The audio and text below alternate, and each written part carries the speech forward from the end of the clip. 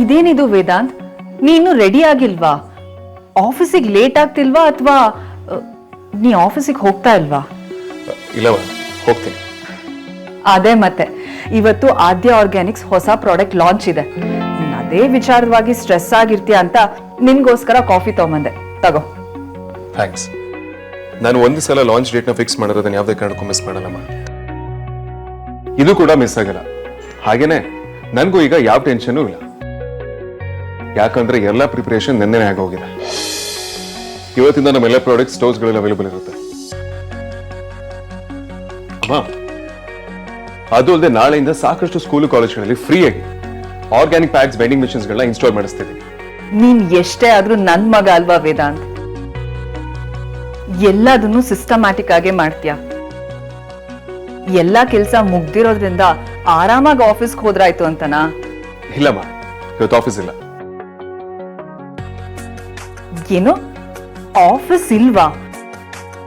ಮತ್ ಅವಾಗ್ಲೇ ಕೇಳಿದಕ್ಕೆ ಆಫೀಸ್ಗೆ ಹೋಗ್ತಾ ಇದೀನಿ ಅಂತಂದೆ.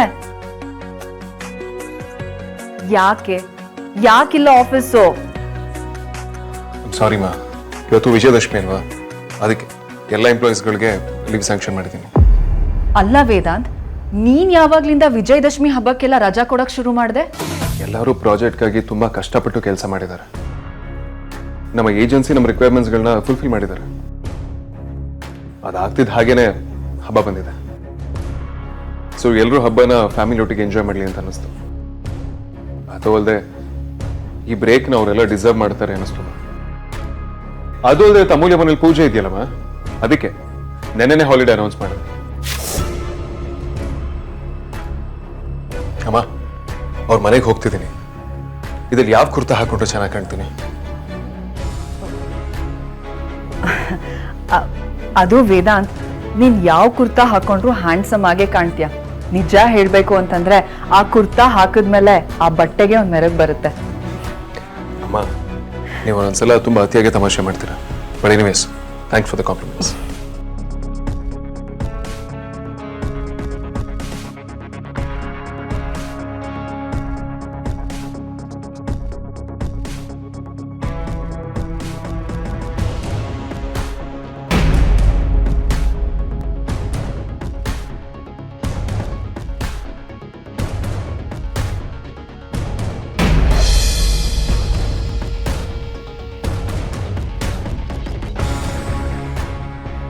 ಮದರ್ ಇಂಡಿಯಾ, ನೀವ್ ಯಾಕೆ ಮಾಡ್ತೀರಾ ಅದನ್ನೆಲ್ಲ? ಕೆಲಸದವ್ರು ನೋಡ್ಕೋತಾರ ಬಿಡಿ.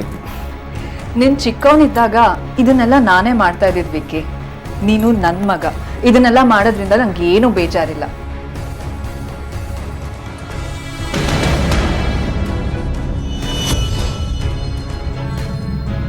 ಆರ್ತಿಗೇನಾದ್ರೂ ಕಾಲ್ ಮಾಡಿದ್ಯಾ ವಿಕ್ಕಿ?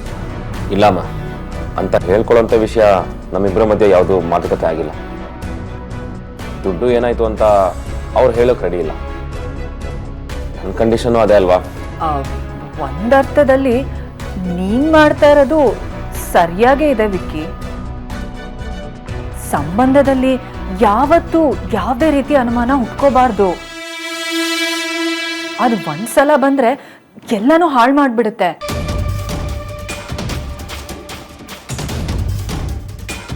ಆರ್ತಿ ಯಾಕೆ ಹೀಗ್ ಮಾಡಿದ್ಲು ಅಂತ ಮಾತ್ರ ನನಗೆ ಅರ್ಥನೇ ಆಗ್ಲಿಲ್ಲ.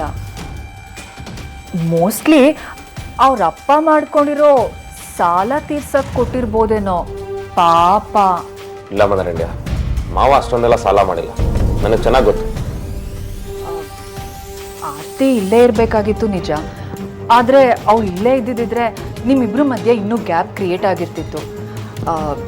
ಇಷ್ಟೊಂದು ಮನಸ್ತಾಪ ಇರ್ಬೇಕಾದ್ರೆ ಅವಳಿನಿಂದ ದೂರ ಇರೋದೇ ಒಳ್ಳೇದಲ್ವಾ ವಿಕ್ಕಿ? ನೀನು ಆ ಕಡೆ ಕನೆಕ್ಷನ್ನ ಕಮ್ಮಿ ಇಟ್ಕೊಳ್ಳೋದೇ ಸರಿ ಅಂತ ನನಗನ್ಸುತ್ತೆ. ಎಲ್ಲ ತಿಳಿಯಾಗೇ ಆಗುತ್ತೆ, ಆಮೇಲೆ ಎಲ್ಲ ಸರಿ ಹೋಗುತ್ತೆ. ನಿನಗೂ ಹಾಗೆ ಅನ್ಸಿರ್ಬೇಕಲ್ವಾ ವಿಕ್ಕಿ? ಹಾಮ, ಹೌದು. ಅದಕ್ಕೆ ನೀನಿವತ್ತು ಅಲ್ಲಿಗೆ ಹೋಗಲ್ಲ ಅನ್ಸುತ್ತೆ ಅಲ್ವಾ? ಆರ್ತಿಯವ್ರಿಗೋಸ್ಕರ ಹೋಗದೆ ಇದ್ರು ಅತ್ತೆ ಮಾವನಿಗೋಸ್ಕರ ಹೋಗ್ಲೇಬೇಕು.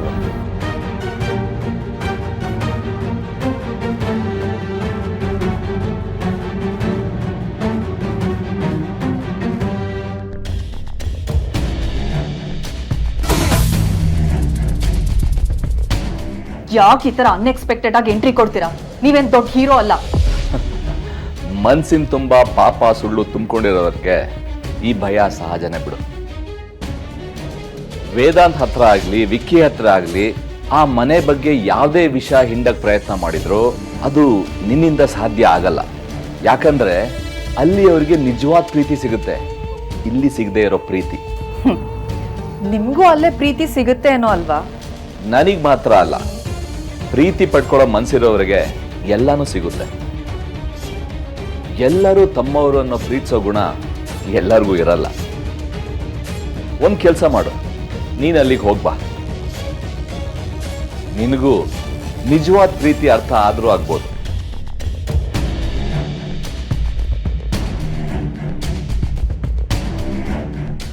ಎಲ್ಲದಕ್ಕೂ ನಮ್ಮ ಮನಸ್ಥಿತಿ ಸರಿಯಾಗಿರ್ಬೇಕು ಸುಹಾಸಿನಿ. ನಾವು ಹೇಗೋ ಜಗತ್ತು ಹಾಗೆ. ನೀನೇನು ಕೊಡ್ತೀಯ ಅದೇ ನಿಂಗೆ ವಾಪಸ್ ಬರುತ್ತೆ.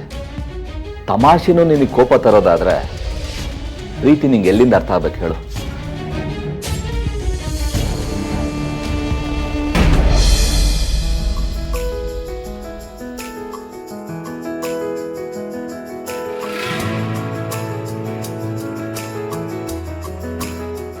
ನನಗೆ ಸುಳ್ಳೆ ಪುಳ್ಳೆಗೋಸ್ಕರ ವ್ರತ ಇಟ್ಟು ಒಳ್ಳೆ ಹುಡುಗಿ ಆಗಿದ್ದೀನಿ. ಆದರೆ ಇವನು ಮಾತ್ರ ನನ್ನ ಬೆಳಗ್ಗೆಯಿಂದ ನೆನೆಸ್ಕೊಂಡಿಲ್ಲ ಅನ್ಸುತ್ತೆ. ಉಪವಾಸ ಬೇರೆ ಇದ್ದೀನಿ, ಹೊಟ್ಟೆಲಿ ಕುದ್ರೆ ಹೊಡೆದಂಗೆ ಆಗ್ತಿದೆ. ಬೇಗ ಬಂದು ಊಟ ತಿನ್ನಿಸು ಅಂತ ಕಾಲ್ ಮಾಡಿದ್ರೆ ಪಿಕ್ ಮಾಡಲ್ಲ, ಮೆಸೇಜ್ ಮಾಡಿದ್ರೆ ನೋಡಿನೂ ರಿಪ್ಲೈ ಮಾಡಲ್ಲ. ನಾವು ಹೆಣ್ಮಕ್ಳು ತೀರಾ ಇನ್ನೆಷ್ಟು ಒಳ್ಳೆ ಬುದ್ಧಿ ತೋರಿಸೋದು ಅಂತೀನಿ. ನಮ್ಮ ಎಫರ್ಟಿಗೆ ಸಣ್ಣ ಮರ್ಯಾದೆ ಬೇಡವಾ? ಮೀ ಟು ಲವ್ ಯು ಅಂದಿದ್ದೆ ಸದ್ರ ಆಗೋಗಿದೆ ಅನ್ಸುತ್ತೆ. ಜೂನ್ ಪ್ರಪೋಸ್ ಮಾಡಿ ಸರಿಯಾಗಿ ಕಾಯಿಸಿದ್ರೆ ಗೊತ್ತಾಗಿರೋದು. ಆಗ ಕೂತ್ಕೊ ಅಂದ್ರೆ ಕೂರ್ತಿದ್ದ, ನಿಂತ್ಕೊ ಅಂದ್ರೆ ನಿಲ್ತಿದ್ದ. ಬೆಕ್ಕಿನ ಮರಿ ಥರ ಬಾಲ ಅಲರ್ಸ್ಕೊಂಡು ಸುತ್ತಾನೆ ಸುತ್ತಿದ್ದ. ಛೇ, ಮಿಸ್ ಮಾಡಿಬಿಟ್ಟೆ ವೇದಾಂತ್ ವಿಚಿತ್ರ.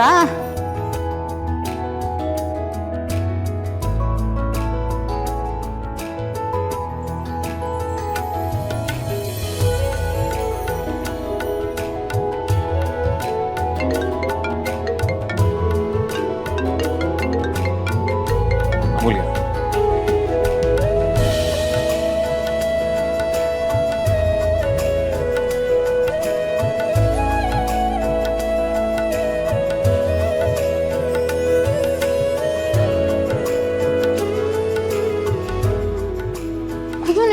ಈಗಲೂ ಪಿಕ್ ಮಾಡಲಿಲ್ಲ.